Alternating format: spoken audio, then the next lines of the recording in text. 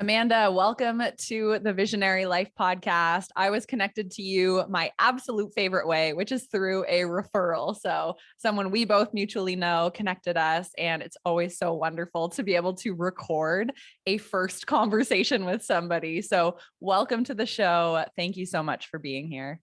Thank you for having me. So I kind of want to rewind your journey a little bit. You spent 10 years, I believe, teaching human resources to students at college. Did I get that right? And was that like a decade of your life? Yeah, that was a part of the journey for sure. I often will say like I had layers to my career that were happening all at the same time. So there was the traditional HR track, working in and with organizations on bettering their HR practices. I started teaching part-time very shortly after I actually graduated from college. I did have an almost 10-year career before I say I retired. So I taught at college and university, and then also managed the School of Business up at Seneca for a while. And that did take up a large chunk of time. And then I found, well, I thought the students were getting worse, which probably meant my patience was wearing. So I decided to retire before I became, a grumpy professor. And then there's sort of like this third track of advising for tech companies and working with some startups. I love that. So throughout that time, did you feel like you had the entrepreneurial bug kind of like boiling up? And were you thinking, how do I leave this more traditional track of teaching in pursuit of my own business? When did that entrepreneurial spark really start? Yeah, that's a great question. So I think more than calling it an entrepreneurial spark, I would call it like maybe a fierce independence, where I just like wanted to do things my own way, and always have been someone who's questioned the way things have been done. And so that generally makes you a really bad employee. And when I moved to Toronto, my intention was to, launch into full-time consulting. And my last real job was as the associate chair for the School of Business at Seneca. And that happened accidentally. So I come to Toronto, I'm expecting to launch, my consulting business. I go and do a presentation for the deans of all the schools of business across Ontario. And one of them asked me to interview for that job. And so I did, I got it, I took it. So it kind of deviated me a little bit off that entrepreneurial journey. Mm-hmm. Worked there for about a year and a half.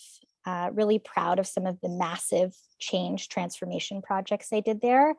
And then I just felt like it was time to really go do what I actually wanted to do. So like, yeah, you could call it entrepreneurial bug, but I think it's more been inspired by wanting to do things my own way, or having a perspective potentially on HR I didn't see really represented. Mm-hmm. And thought, okay, well, if other people aren't going to go do it, I'll go out and do it myself. I love that. And it's so nice to hear like your journey wasn't just linear. Like I just knew what business I wanted to create. Like it takes time. And sometimes, you do have to go work other jobs to really marinate in like, what do I want to do? And what is my unique viewpoint? Like I had a similar journey. I would sit in these marketing meetings working for more corporate companies, and I would share these ideas that I thought were really good. And they'd be like, no, that's never going to work. And I'm like, I know it's going to work, but I would just sit there and bite my tongue. And eventually I worked up that courage to say, okay, well, if nobody else is kind of teaching this version of marketing, same as what you had, maybe I can do it. And I think you said like you finally knew it was time to kind of step out. What it's such a hard thing to unpack, but like, how did you know it was time? Like, what was that inner feeling, or what were some of those validating thoughts that you were like, I can do this. Now's the time to quit and make the leap. Yeah, that's a great question. I want to say one other quick thing that referenced what you were just chatting about, though. I think you get a lot of pressure, especially when you start to like find your niche. And maybe I'm curious if you felt this when you kind of launched out on your own. People are like, what are you doing? What is your niche? And back to your nonlinear comment, which made me think of that, there wasn't one thing.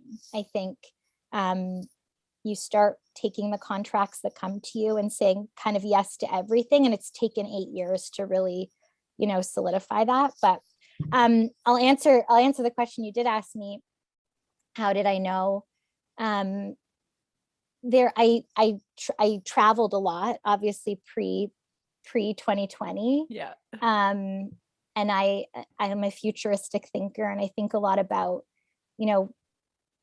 my legacy and what I want to do. When I was on an airplane, and I was like, oh, if this airplane crashed, would I be happy with how I'm living my life right now? And that role at Seneca didn't feel like the most fulfilling in that moment. I worked with the most incredible faculty there ever. And I think that's what made it hard to leave. And they were obviously quite a bit older than me. Many of them, later in their career, sort of tenured faculty. And when I made the choice to leave, they were all like, great, go. Like, there's so much out in the world. So it was a nice reassurance. But I think it was just like a check-in, like, am I happy? Am I doing what I want to be doing? And there was just that little no inside me. And so that really was the push. And I was fortunate, like I had some part-time teaching contracts and a little bit of consulting work on the side. And I took the leap, and over the last 8 years have really just grown and developed the business to where it is today. Mm-hmm. I love that question that you share, the thing that you think of when you're on a plane. If I crashed, would I be happy with how I've been living my life? Like, it is kind of like an existential moment to answer that question, because if the answer is no, I would not be happy with the way I've been living or honoring that gut feeling, like that's a bit of a wake up call. And I think, and I hear from so many of our listeners that they do feel like they're at this point of stagnancy and they're unhappy, and they feel too young to be at this point where life is just mediocre. But it's also really challenging to imagine breaking out of their current routine and doing something different. Do you have any tips for somebody who is feeling that way, maybe like you were feeling, in how to successfully pivot or make a shift in their life? Yeah, it's so easy to say when you've done it. So I do really honor people when they want to do something different and they feel a bit stuck. A friend gave me advice a while ago in the startup space about like, what's the smallest experiment you can do, or the smallest test you can run around the idea or the product or the thing that you want to do in the world. And I think you can take that even into your own entrepreneurial journey. So I think it gets portrayed a lot. And I'm sure that you see this a lot, where it's like, it's one or the other. Like, you have to have this really dramatic, like quitting of your job and starting your own business and, announcing it to your friends and family via social. And I actually think it can be a lot smaller and a lot more subtle than that. I think, if you're a marketing person, you can go out and help a couple small businesses with marketing. You don't even have to get paid initially, to just, what's the smallest viable test you can run. And I actually think that rather than, tips around some, follow your heart and quit your job and, pretend you don't have bills to pay, it's like, what's the smallest step you could possibly take in the direction of where you want to go? And then I think that small step leads to another and to another and to another. And before you know it, you'll look up and your life will be different. It's such a good perspective, because I think oftentimes people think they need to like sever one life and then just like launch into this entrepreneurial journey. But it's like, maybe you can mitigate a lot of that risk and not put so much financial strain on yourself and test the concept first. Like, maybe get your first client and put up like a little shell of a website and see, are people interested in what I have to share, right? So it sounds like that's kind of how you got your company, A Modern Way to Work, started. So why don't you tell us a little bit about A Modern Way to Work, and then we'll dive into more of the nitty gritty on where you guys are at today. Yeah. So A Modern Way to Work, the best way to describe it is an HR and people management consultancy. So we work predominantly with small and medium businesses, sometimes teams at larger businesses, but really I think, doing HR in a way that most people aren't doing, which, begs the question, what is that? What is Yes. that? What does that mean? Tell us. So some of our core fundamental beliefs is that HR is only as good or as useless as the people managers within an organization. Mhm. And so I'm sure in your, past life working for others in marketing, you've probably had some excellent bosses, and I'm assuming, had some not so great. 100%. Yes. Very Okay. relatable. Yeah. Do you want to name them? No, I'm kidding. Nope. Yeah, they know who they are. And so, our belief is HR is only as good or as bad as those people managers. So when we work with clients, we really focus on the people leadership team and the senior leaders. And we've built leadership training that we run monthly to really teach managers the skills that they need to lead and manage teams from a very practical, tangible perspective. We also then go in and build the systems and structures that support them to do their jobs well. And, as an example, I don't want to jinx it, but we haven't been asked to write a policy by a client for a very long time. So I think there's a lot of HR consulting firms, it's very lucrative to go in, write policies, do that kind of work. I think where we see that modern HR and business savvy meet, it's you're living in the trenches with those people managers and teaching them how to get the most out of their teams. And that's where we really, I think, come in and help organizations transform how they operate.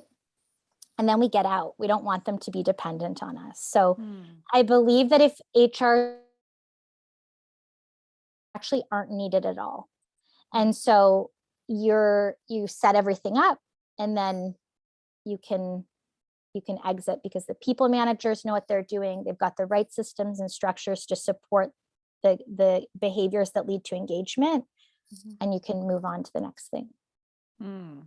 So what were some of the very first things you did? Like when you decided I am going to launch a modern way to work, what were some of those first foundational things that you spent time on in order to bring this new business idea to life? Do you remember what some of those first steps were? Yeah, good question. It wasn't even called a modern way to work back then. I'm terrible at naming things. Arguably, a modern way to work, if you think about it like logo and branding wise, when we work with designers, it's probably not the world's best name. It's quite long. So like Kelsey, I feel like you'd probably, if I had been smarter, I would have worked with someone on that at the start, like yourself. I think for me, I'm a big, who do I know? What's my network? Who can I meet? So my real first steps were to connect in with people I already knew who were looking for some HR support. I was fortunate enough through a couple other jobs that I had and through my MBA to make some consulting connections, and to do projects with friends just because we found them fascinating for some nonprofits. So to be honest, most of our clients when we started were in the nonprofit space. And a lot of nonprofits in Canada have fewer than 10 employees. And so they don't have dedicated HR resources. And they were reaching out and needing some help. So we just said yes to whatever people needed help with, to be honest. Yeah. And it's funny because so many of the clients that I work with, they think that in launching a predominantly online business, service-based business, that all of a sudden they can just like put their services out there and they're going to reach people across the globe. And this like influx of clients from like Australia and Europe and, North America are going to come in. But oftentimes it is tapping into your initial connections first, friends, family, past jobs that you've had who might benefit from you as a consultant, connections you might have in your hometown or whatever it is. It's like, you can't really just like skip to like 10 degrees of separation. You have to focus on who do you already know who could benefit from your services. And I always think of like connecting with people from the past, from the present, and then future, where do I want to go? So it sounds like you were able to do that probably as a way to validate like, okay, people do actually need these HR services. I've got a few projects under my belt, and now we can start to promote to more and more people. Yeah, you nailed it. I wish you could do the, I heard somewhere recently, it's like it takes 10 years to become an overnight success. Yeah, yeah. So I'm like, wait, great, we're at year 8, like only a couple more years. And we'll be that overnight success that I think everyone aims for when they do a launch like that. Yeah. And today you work with clients like Nike, Chapters Indigo, Province Apothecary, the 10 Spot, Enthusiast Gaming. I'm sure people hear that list and they're like, I would die to have clients like that, like just more high profile, sexy brand names that you've worked with. So that begs the question, how did you get in touch with some of these more established brands who have that credibility that lends to a modern way to work? So can you like share the journey of how you were able to connect with some of those bigger brands? Yeah, I think we try really hard on our website. We do work with like a team at Nike, a team at Yes. Indigo. And I think, it's, I don't know, I always want to be like really accurately represent Mm-hmm. what we do. So yes, those names are definitely in our roster. We work with Julie and Nat at Province, like, and it has been through micro step, and micro step. And I think I feel really fortunate that we've, knock on wood, to date, not really done a lot of marketing, to be honest. We've just started thinking a bit more about Mm-hmm. how do we intelligently get our message out in front of more people. Mm-hmm. But for the last, 7 years, 11 months, we hadn't done that. And so I think a couple things, we showed up to every client, whether they were Nike or whether they were a nonprofit in like rural Ottawa, with the same energy and love for that organization. And we focused on just adding value and doing great work. And even in the early days when I started like hiring some of my first team members, there was a lot of ambiguity about what we did, and conversations we were having, and our number one driver was just show up and add value. And we focused less on how much money we were making, what we were charging, what the actual project was. And we were just driven by this idea of like showing up and adding value. And I think, people know people who know people. And so you show up and you add value in one place, you show up and you add value somewhere else. And to be honest, one of our biggest drivers of business, I won't out them, but they're an organization who's never, really paid us for any work. It was a female entrepreneur I got connected with who needed some help, and we just stayed connected, and they're very well connected. And so that then led to meeting some of these great clients. Mm-hmm. Well, and I think that's just it. It's like, no matter who the client is, you need to show up, deliver that remarkable product, because that is marketing. A good product markets itself, right? So if you have some tiny client who is in rural Ottawa, you show up for them the same way as you would a high profile client, because maybe that client in Ottawa has an amazing network and they're about to refer you to 10 others, and you don't know that. So you have to show up with that same energy, enthusiasm, and just good work ethic as you would any other client, because like has happened for you, that can be your sole marketing strategy for a while, is if you do good work, right? Get them the results they're looking for and people talk about you.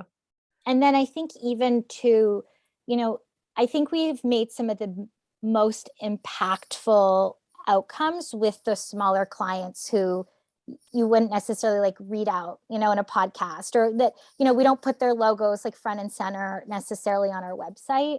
Mm-hmm. Um, those people, I think, if you're focused on impact, you can actually have a lot more impact with smaller clients than you can, working with, one small group of people at Nike, as an example. There's a lot more ability to influence and change the organization. Mm-hmm. And so I love those small clients, and I particularly love small, predominantly women-led businesses, because there's just so much great work that can be done there. And I think they care so much about their dream in the world. And so when they meet Mm-hmm. consultants who care as much about them being successful as they do, it's like a really nice synergy. Mm. I That's always so joke that amazing. I don't lose sleep. I never lose sleep over my own business. I like will lose sleep over thinking about like something that happened, or like something going on for one of my clients in their business. Mhm. Yeah. It's funny because I just woke up this morning, and the first thing I thought of was a client that I have, and I had to like log on to our project management software and tell her right away. I was like, "Have you considered doing this?" And I was just like jolted awake with this idea. I'm like, "Okay, Kels, you really need to like do some meditation in the morning before you start going into work mode." But it's But true, like we care. that's the consultant you want, right? Like I would want you thinking about our brand and our marketing. That's exactly who you want. The people that wake up in the morning and are thinking about you. Mhm. So you mentioned you've been in business approximately 8 years, right? Mhm. And your main marketing strategy and how you found clients has been tapping into your existing network and then getting referrals from others. And I Mhm. think you mentioned now you're starting to think about like, how do we continue to grow and launch this rocket ship? What are some of the other ways that you are getting more visible as a consultancy or just getting the name out there? Are you testing anything? Has anything been working for you? Or have you been pondering any marketing efforts that you want to indulge in? Yeah, I don't know that any of it's working.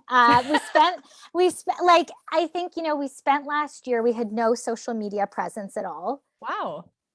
So we spent our one team goal last year was to put enough content on social channels so that if people came to our Instagram, they'd get a sense of who we are, who our team is. There'd be advice there, there'd be value for people there. Yeah.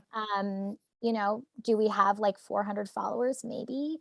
But like, I think it's really about, it's interesting. Our social efforts remind our past clients that we exist. And so Yep. I'll often hear from them going, "Oh, I saw this post. It reminded me of this. And I want to connect you with so and so, or we have this new piece of work we want to do." So that's really interesting. I'd love your take on that because I think people think social is going to really expand their network. And for us, what we found, it's reminding people who already know us that we're there. Hmm. Yeah, I think that's like a very important part of the customer journey. And it sounds like, so when we think of the consumer journey, they become aware of you, they investigate you, they compare you, then they work with you. And then part of the journey after they work with you is staying in touch so that you get the referral, right? So it sounds like social for you is actually serving an interesting bucket, not necessarily in getting new clients through the door, but being part of that referral process, right? Because it's a trigger every time I see your social post to be like, oh, yeah, they helped me so much. And oh my God, I was just out for a glass of wine with my friend who owns the local coffee shop and they're expanding. And she said she needs an HR person. I'll just quick tag them under Amanda's post, right? Mm. And that is invaluable. So I think, yeah, social may not serve the initial purpose you thought it did, but I bet it's still a really crucial part of maintaining contact and getting the advocacy and referral of past clients. So I think that's really interesting as a case study. Yeah, like that's how it's working for us. And I think we have some incredible clients in marketing, marketing agencies and firms, and they're really generous with their advice. And we have digital courses online for managers. And we were chatting with one of the humans that we really admire who runs an agency in Toronto, and he's like, "You've got to think of your social and digital journey as like a 3 to 5 year journey." Yeah. And I was like, "Okay, I think that's been really helpful." It's so we finished year one of a 3 to 5 year journey, of building a community online who didn't already know us. And so that's a big one. And then I think our focus this year is really things like this, getting out more on podcasts, in writing articles, like sharing our message. I think we have a really unique perspective on HR. And so finding ways and opportunities to be able to do that. So thank you You're for being welcome. part of that for us this year. And other than that, just like keep showing up and doing great work, and keep showing up and doing great work for our clients. Mm-hmm. I love what that person said to you about it's a 3 to 5 year journey. Like we're playing the long game here, right? So to expect that all of a sudden a new marketing channel is just going to have instant success is completely unreasonable. If you think your business is going to be around for the next 10, 20 years, then give your social 3 to 5 years. And that's how long it takes. Some people have that hockey stick growth. They get on TikTok and all of a sudden they're selling thousands of products, but it's like, oh yeah, they're like the 1% that, right place, right time. The rest of us have to continue to show up, and frequency and consistency breed trust in clients. So eventually they will need your services. And because you're always top of mind by posting, they will reach out when they're ready, right? We can't convince people they need HR like today. So yeah, I think that's cool. I think because it's like, I sometimes feel like we're in this weird B2B, but B2C space. So mostly who reaches out to us are business owners. So in that way, it feels B2C, but they are asking about their businesses. And there's a lot of really great HR content on TikTok, on Insta, but it's really meant for the end user, like the employee who's had like bizarre experiences with their managers or in interviews. And that's not really our target, right? Our target is the managers, the business owner who feels incredibly overwhelmed. And so the narrative, I think most managers now come to us and this is really their story. It's, I started a business, you can take Province Apothecary as an example. Julie started making really beautiful clean skincare products, in her kitchen. And she tells that story really widely on their website. And her goal wasn't to go manage a team of 50 people and have an operations facility. And so a lot of our clients are like that. They start with a passion or something that they're really interested in, from cannabis regulation to beauty and skincare to running a marketing agency, PR, and they find themselves being really successful. And then they have to hire a team. And the minute they hire the team, their job shifts from doing what they love to do to now having to produce results through other people. And that's a whole other job. And we meet them when they're kind of at that point of realizing that that's actually their job now. And that takes an incredible amount of time and patience and their own resources. And we kind of teach them how to accept that, number one, and how to set themselves up and their team up so that they can achieve all of their bigger goals, but now through the incredible group of people that they've hired.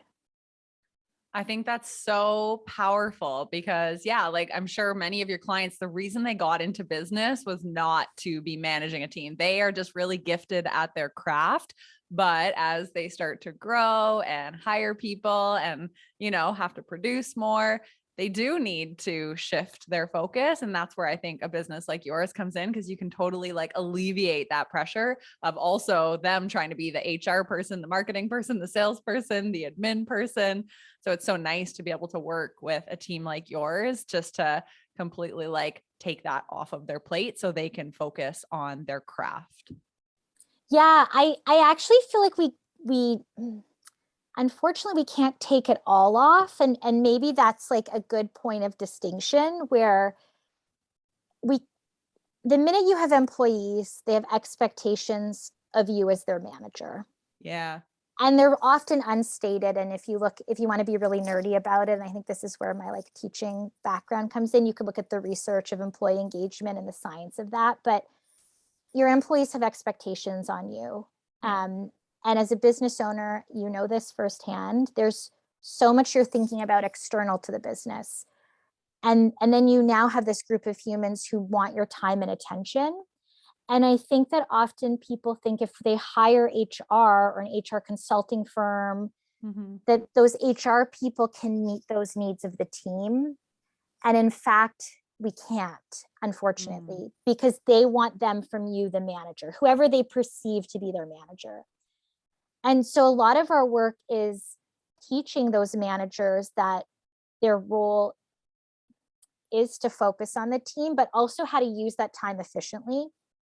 So a lot of managers we find they're flailing because they're like, I'm trying to do everything to make the team happy, but like nothing seems to be working. And in our Modern Managers Intensive, which is our monthly leadership program, we teach them like, here's where to invest your time in your team to get what you want out of them. And I think it's really helpful for people because they can be really efficient with their time that they spend with their team versus like that flailing, like trying to keep them happy, if that makes sense. Oh, so cool. I love that you offer that. What did you call it? A modern way to It's called the manage? Modern Managers Intensive. Modern Managers Intensive. Very cool. We'll have to link that in the show notes. Thanks. Okay, so I'm curious now, this business is more than just you. So can you describe what your team looks like today and who supports the big vision of a modern way to work? Like, what does that team look like? Yeah, I think I have the best team in the whole world. You would hope, like that's what we do. We help people figure out how to hire and keep people engaged. So, one of our very first employees, it's actually her last week next week after 6 years. So bittersweet, but Wow. she, I'll tell the story since she's on her way out, but she was a student of mine and cornered me in the bathroom after class one day and was like, hey, can I come work for you? Cool. And so, worked with her through the start of, and a big portion of her career now. Initially, like the first few people we met, it was really organic. So Leanna, who joined us, she was my student. Carrie, who I work with, she and I worked together in my very first job many, many years ago. And she went off and did a whole bunch of really cool gigs, was the sole HR person at some gaming companies, worked for BlackBerry. She had a few kids. And then after she had her twins, she was thinking about getting back into the labor market. And we connected and she's like, I'm thinking in a year, like maybe if you have a role. And I think I had her working on a project within a month because I was like, okay, like I know how bright she is. And so if she was willing to come work with me, that I wasn't waiting a year, I wasn't going to risk it. And then the other person who really we treat like a partner in the business, Stevie, she heard me on a podcast, my friend Tiffany's podcast. No way. And she lives in Austin, Texas, and she has an art background, which is how she was following, I think, Tiffany at the time. Heard me on that podcast, came and took the Modern Managers Intensive. And at the end, I think was really upset it was over and reached out and was like, what if maybe we work together? And so I flew down to Texas for 5 days and we spent 5 days, I think, kind of just like eating and doing workout classes together and getting to know one another. Sounds awesome. Yeah. And then she joined the business a few years ago. I feel like maybe these details are so boring, but I feel so impassioned by it because I love this team and all the journeys. I have 2 more people, but did you want to cut me off? And then... I do want to cut you off because you said it's maybe not important, but you have to keep in mind a lot of our listeners are still working in full-time jobs that they don't love, and they want to work for awesome, cool people like you. And the fact that, and I've gotten consulting gigs this way too, like you listen to a podcast, you really resonate with the person and you reach out, or you have a teacher at a private college or a school and you're like, oh my God, they're so awesome. Don't be afraid to connect with that person because honestly, you never know where it's going to lead. And what's the harm in asking or pitching yourself or letting them know that like your dream job is to serve their business. So I think that's super helpful. So yeah, I'll pass it back to you. Okay, cool. And then our 2 newest hires, Serena is actually a really interesting, I met her 5 years ago. I needed someone to come clean my house and someone had canceled and there was like a little card in the lobby of our apartment. And it basically was like, I clean house, and it had a phone number. And so I was desperate. My dad was coming to visit and she answered the phone. And at that time was a newcomer to Canada, spoke next to no English. And I was like, please come clean my house today. And she's like, I can't, I have another gig. I was like, I'll pay you anything. So she's like, where do you live? And we lived in the same apartment building. And so she came up, she did the most beautiful job in the whole world. She was like the nicest person. And so I got to know her a bit and her story. And she really wanted to grow that business. And so I kind of just acted like business development for her for a few months. Like you couldn't talk to me without me being like, are you obsessed with your cleaning lady? Like, you need to try Serena. And so over many months, she was working in a not so good situation. She like grew that business for herself. And we became friends through that, living in the same building. And she would go to clean a lot of people's houses that I know. And she would have all these incredibly smart observations about them as people, like very quick, like just got it. And so over the years, as her English got a little bit better, I had the wild idea that she could maybe start doing some of the back end stuff in our business. And so we started part-time because she had, prior to working with a Modern Way to Work, like never done a job where she'd used a computer. So everything was like from ground zero, email, like Google, like, like sheets, docs, like nothing. And so we started part-time, and over 6 months, the goal was to get her to a place where she could, contribute enough value to the business. We could completely replace what she was making cleaning houses. And so this January was like that official start date, which is really exciting. Wow, that is such a cool story. It was a very long journey. And so, still to this day, like she's self-conscious about her English, but like, who cares? Like, we interview software developers all day. I think English is probably a bit overrated for a lot of jobs. Yep. And then Sohana, who is also our newest hire, we went the more traditional route. We like put up a posting. We run something called the modern recruitment process, or the modern recruitment method. We started that arm of the business because we couldn't find any recruitment companies that worked the way we wanted them to work. Back to my like fiercely independent comment. And we found her, and she is so smart. And I think what's incredibly unique is we envisioned someone who had a lot more experience. She had like, a couple years from graduation. But she's also an artist, and she had linked to her website and her art. And I was like, wow, like I like people who have like dimension to them. And so that led to the phone interview. And then she blew us away in the interview process. And as part of our process, your second interview is always, I don't want to say a test, it's not the right word, like an activity, the opportunity to showcase your skills. And she beat out a bunch of people who were way more experienced through our process, which really focuses on what you can do, not, years of experience. So I think she's wrapping up week 4 today. So, but like love her, and she's so smart, and I'm really excited she's on the team.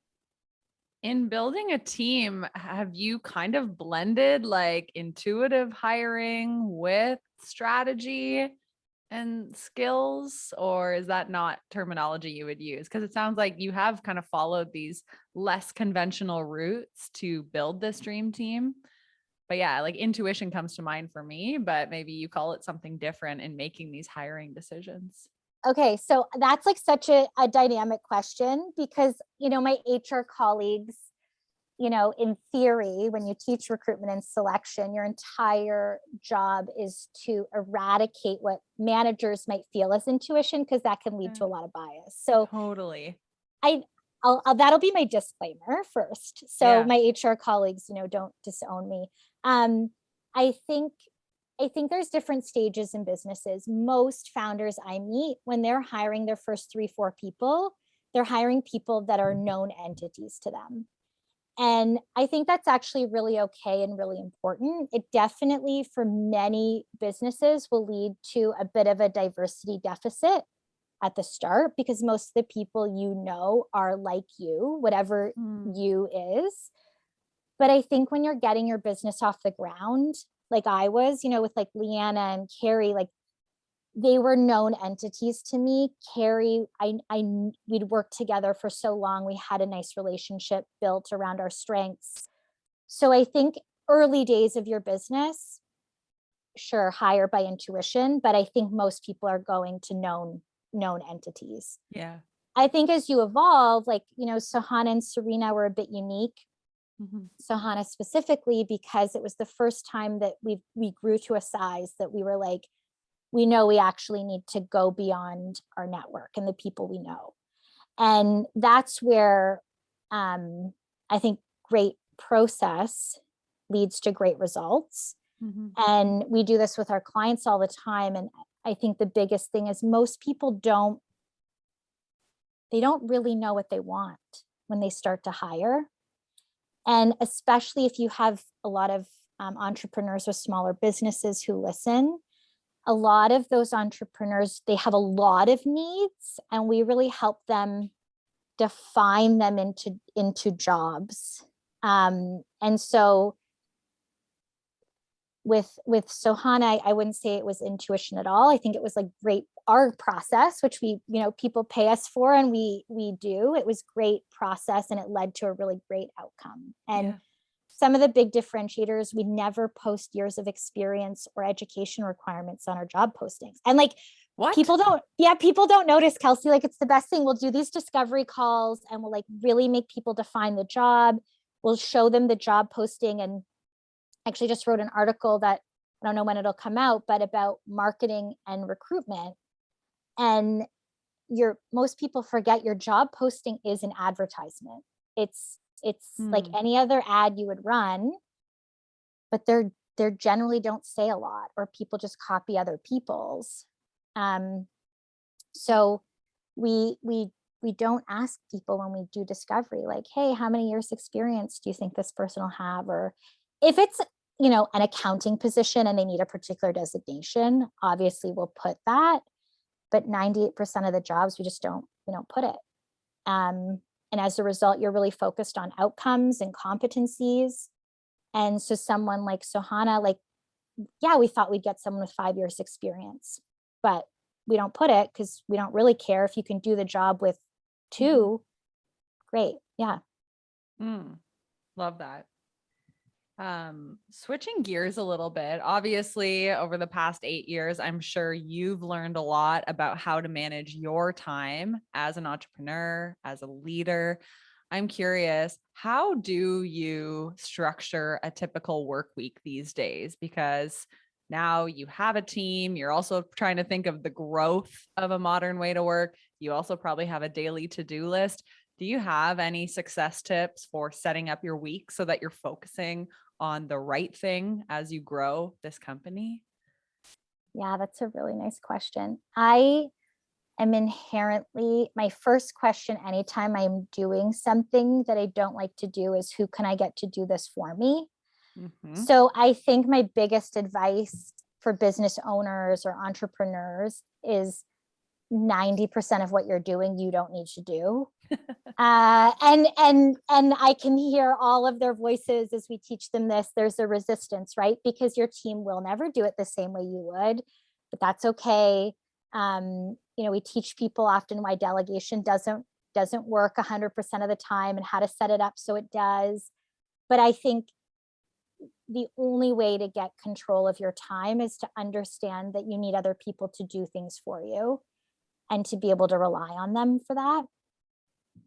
I feel like my life ebbs and flows. I have weeks and months I feel really productive and like I've got it under control. And then I have weeks and months where I'm kind of letting the days, drive me.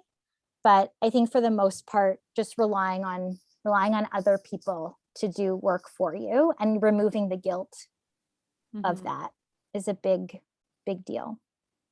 Yeah, I think it's especially important to kind of honor that seasonality, that like sometimes you are in a more strategic headspace and you're like, yeah, I'm planning all these great projects for the future. And other times you're like, I'm just staying afloat with my daily to-do list. And that's okay too. Like, not every day do you perfectly balance each hat that you're wearing. And maybe there is no magic formula. Like, you almost just have to recognize that business comes in seasons, and it's okay to kind of ebb and flow through different structures to your work week.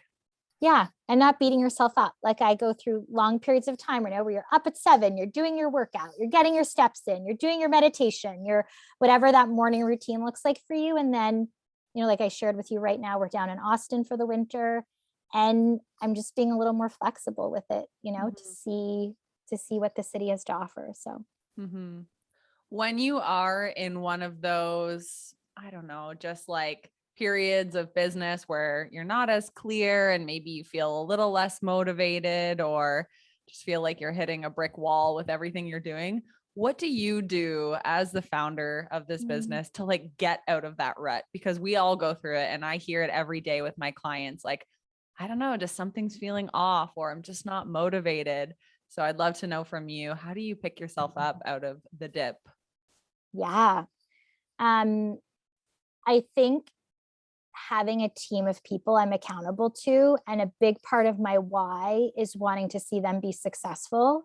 So I might be having a low day, but when I see, yesterday I was explaining compensable factors to Sahana, which like her eyes light up, like getting to teach things to other people, I think keeps me inspired. Yeah.